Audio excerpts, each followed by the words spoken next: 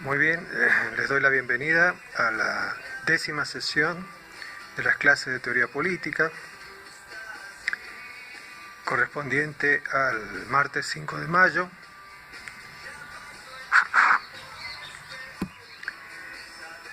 El tema de esta sesión es el sistema de elección, que corresponde a la unidad 2.5, y los documentos, digamos, los soportes para la parte teórica o el desarrollo de estos temas están básicamente en la Constitución Nacional y Provincial, en el Código Electoral Nacional, en la Ley Electoral Nacional para las PASO y en la Ley Electoral de la provincia.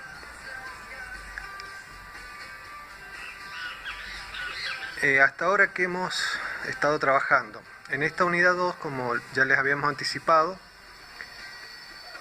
cuando se trató el tema de la institucionalización y haciendo un paralelismo con lo que sería un micro, digamos,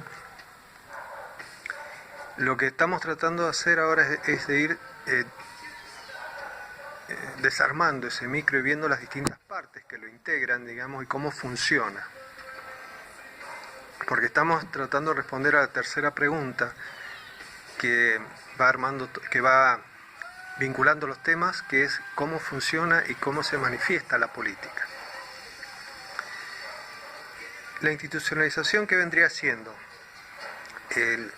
En este micro imaginario en el que estamos embarcados, es necesario fijar ciertas pautas para saber, por ejemplo, cuál es el recorrido del micro, cuáles son los requisitos del pasajero, es decir, cómo paga el pasaje, cómo sube, cómo accede, digamos, al servicio, etc. Cuando una vez que eso se ha establecido, se ha institucionalizado, digamos, un protocolo que define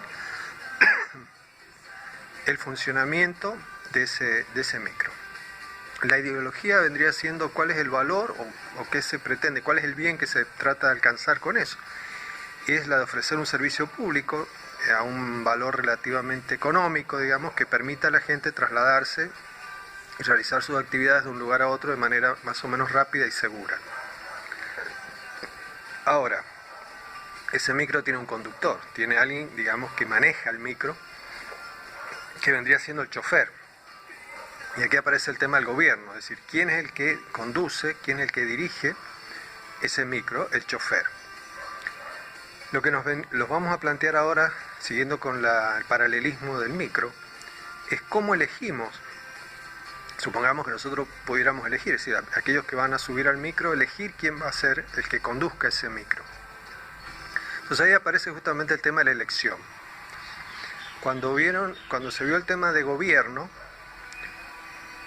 se describió ahí claramente que la forma de gobierno republicana y representativa define que para acceder al gobierno, esto se tiene que hacer a través de un proceso electivo, a diferencia de lo que sería una forma o un régimen monárquico, donde la titularización del gobierno está en el rey y se resuelve por tema dinástico, es decir, por consanguinidad.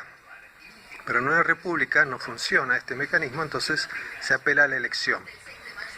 Y por otro lado, al ser una democracia representativa, estos que se eligen, digamos, son los representantes justamente de la población, de los miembros de esa sociedad.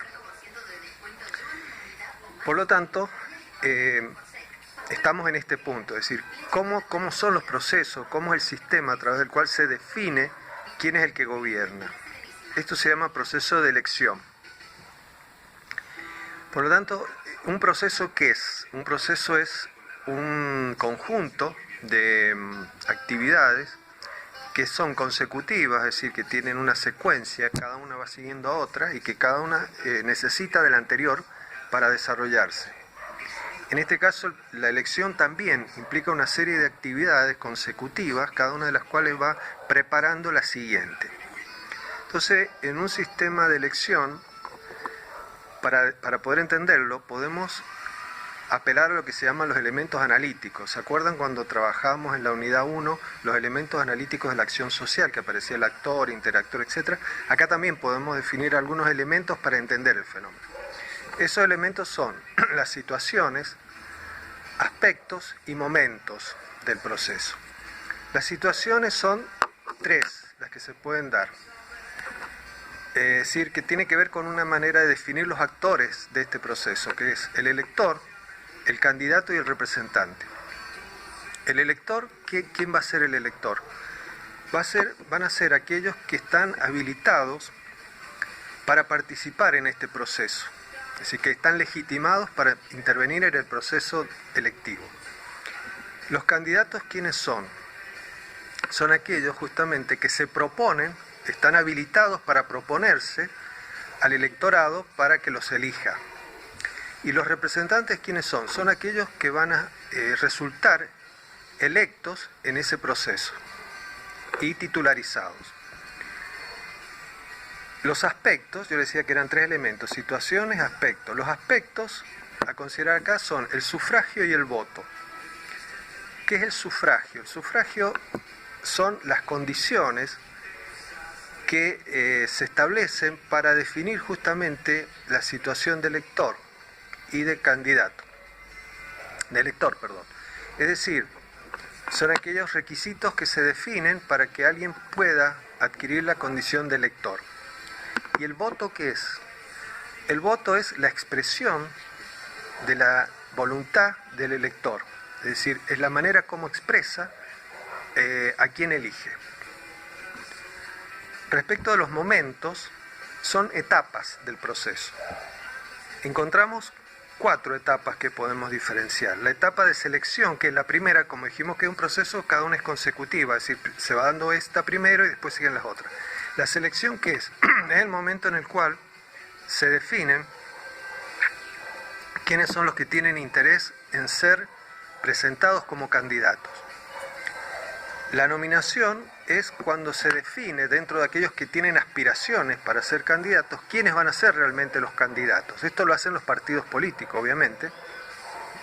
Por lo tanto, la nominación vendría siendo como una etapa primaria, donde se debe elegir entre varios candidatos. Supongamos que el Partido Radical tiene 3, 4, 5 que quieren ser candidatos. Bueno, ¿cómo se nominan cuáles de estos van a ser los candidatos? Entonces ahí aparece lo que se llama la elección primaria. Luego viene la elección general.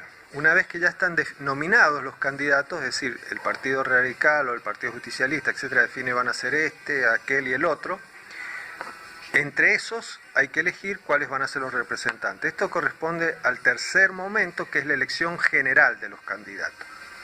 Y después viene un cuarto momento que se llama titularización de los electos, es decir, una vez que los electores se han pronunciado por tal o cual candidato, bueno, hay que establecer cuál de esos electos van a ser los que realmente van a obtener el cargo que se está disputando.